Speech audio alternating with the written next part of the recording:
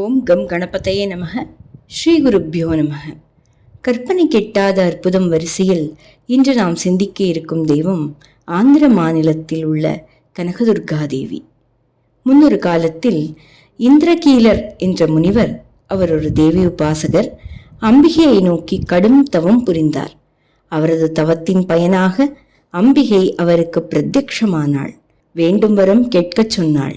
அம்பிகையின் தரிசன ஆனந்தத்தில் இருந்த இந்திரகீலர் அம்பிகை என்றுமே தனது ஹிருதயத்தில் இருக்க வேண்டும் என்று ஆசைப்பட்டார்.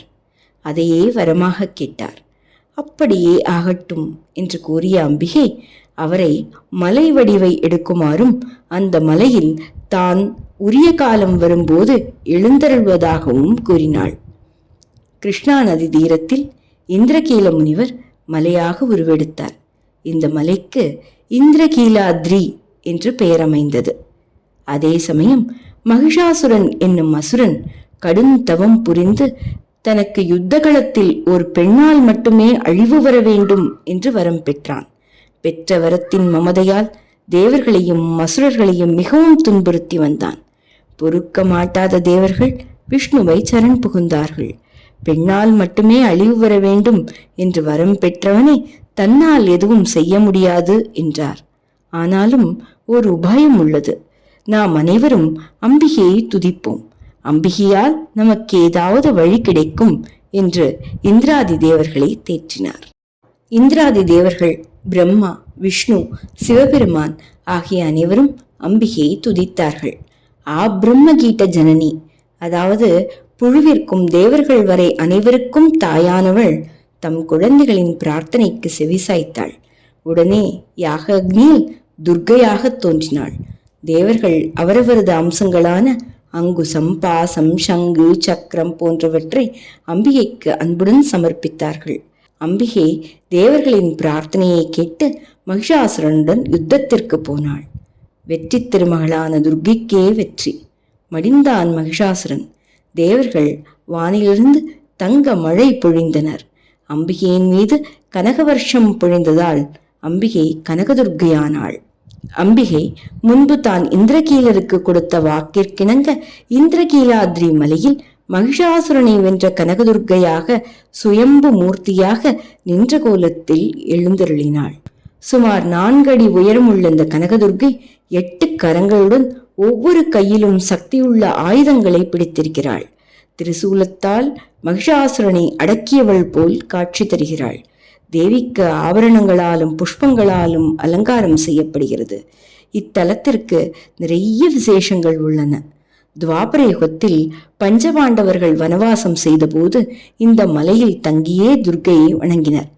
ஆபத்துத்தாரக ஸ்தோத்திரம் என்ற ஸ்லோகத்தில் துர்க்கையை துதித்து பாடினர். அம்பிகையின் அனுகிரகத்தால் சிவபெருமானிடம் பாசுபதாஸ்திரம் பெற்றான் அர்ஜுனன். மலைகளால் சூழப்பட்ட இடம் மழைக்காலத்தில் வெள்ளக்காடாக மாறியது. இங்கிருந்த மக்கள் துர்க்கையை வேண்ட மலையில் குகையமைத்து அதன் வழியாக கிருஷ்ணா நீர் பாயத் தொடங்கியது. பெஜ்ஜம் என்றால் குகை. பெஜ்ஜம் அமைந்ததால் இந்த இடத்திற்கு பெஜ்ஜவாட்டிகா என்று பெயர். அதுவே மருவி விஜயவாடா என்று ஆயிற்று. மகிஷாசுரனை வதம் செய்ததால் உக்ர ரூபிணியாக இருந்தாள் துர்க்கை. பாரதத்தை திக்விஜயம் செய்த ஆதிசங்கரர் இத்தலத்தில் அம்பிகை முன் ஸ்ரீசக்கரத்தை பிரதிஷ்டை செய்தார்.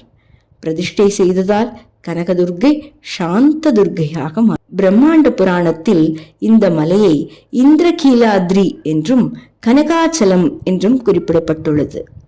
மேலும் ஒரு விசேஷம், கிருஷ்ணதேவராயரின் அரசவையில் விகடகவியாக இருந்த தென்னாலிராமன் துர்க்கையின் உபாசகர். அவர் தெனாலியில் இருந்தபோது மிகவும் வறுமையில் இருந்தார்.